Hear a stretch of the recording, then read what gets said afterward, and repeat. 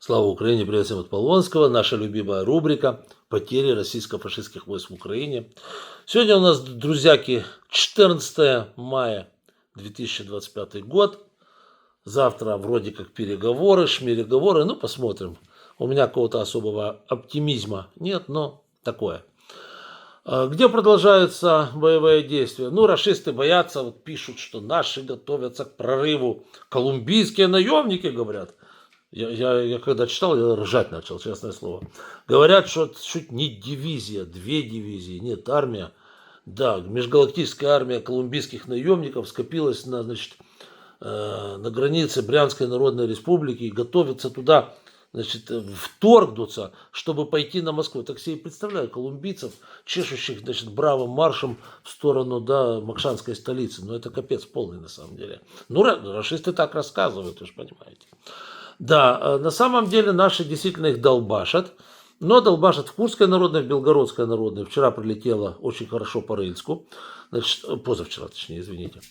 По Рыльску, по располаге рашистов. И вчера по Глушково. То же самое располагало рашистов. Причем по Рыльску там неоднократно уже прилетало. Там раз, два, 3 раза прилетало. Попали очень хорошо. И каждый раз попали в то место именно, где те и базировались. Ну и то же самое вот Глушково. Это вчера по военкомату там прилетело, хряснуло так, что только цурки полетели. Вот. А так бои продолжаются на Покровском направлении самое тяжелое. Часов Яр, опять-таки, все то же самое, ребята, Торецк. Направления одни и те же уже месяцы. Рашисты ложат кучу народу, сейчас посмотрите. Вот за вчерашний день 1240 отправленных на концерт Кобзона. Не знаю, как там Иосиф Давыдович справляется. Последнее время стадион большой, уже 969 370 чмобиков там сидит. Не знаю даже, честно говоря, как вот это вот. Чтобы вы понимали, самый большой стадион в мире, Маракана, по-моему, до перестройки, когда он еще там был безразмерным. Потом его уменьшили количество мест. По-моему, 1200 был, что-то такое. Да. А вот а тут их миллион. Представляете, миллион. Миллион это... Я даже не представляю, как их нафиг разместить, вот этих всех чмобиков. Вот. Но Путину все это дело нравится. Русские, спросите у Путина, зачем он контрапупил миллион чмобиков, не знаю. 2 танка за вчерашний день, ну окей, хорошо. Всего 10 804. Танки, видите, рашисты не очень-то используют в качестве основного предназначения. Используют их как эрзац-артиллерию. Стрелять из засады откуда-то, как-то так. Но в атаку на них не сильно хотят ходить. Танков у них немного. Дальше. Бронемашины. 14 штук. Всего 22 501. Такая же картина, как с танками.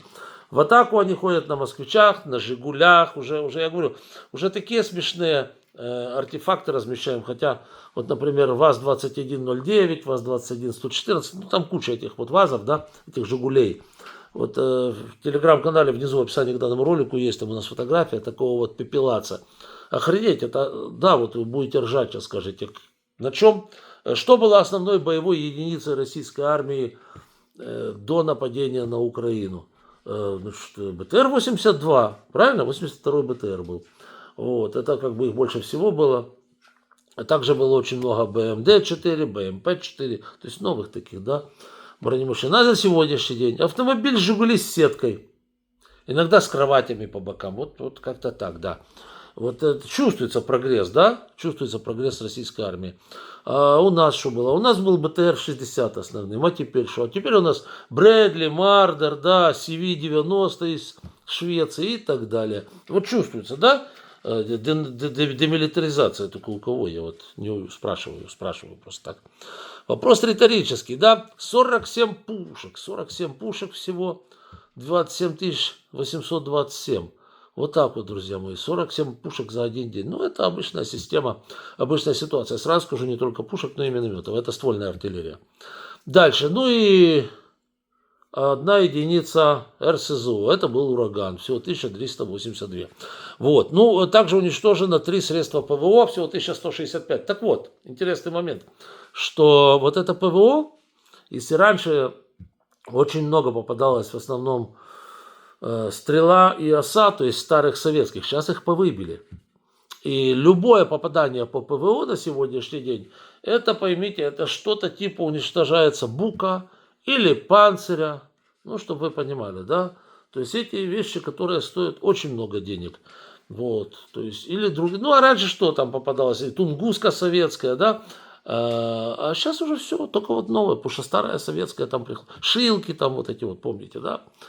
Вот, это раньше было. А теперь вот только новье идет у них, и торы идут, да. А это все денег больших стоит. Плюс иди его сделай, не из чего ж делать. Дальше. 82 беспилотника за вчерашние сутки сбито было. Всего они нам послали, по-моему, сотню этих беспилотников. Ну, короче говоря, война идет полным ходом. Всего 35 860. И то, о чем я говорил, в атаку они ходят на «Жигулях». Вот 126 тысяч единиц автотехники за сутки. Это много. Всего 48 382 штуки.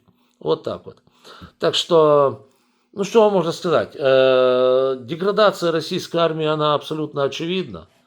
Вот, ну, как бы капец, это все видно на глазах, как говорится. Вы вспомните эти наглые морды, которые там вторгались в Украину в 22 году на новейших танках, на новейших БТРах, вот, с подготовленным личным составом, а не вот с этими шлеперами, которые там сегодня идут на забой массово. Вот. И где это все делось? Это все уничтожено. Это все уничтожено. Вот. Но Путин продолжает надувать дряблые щечки и пытаться что-то там выкрутить, что-то там вымутить. Нифига у него не выйдет.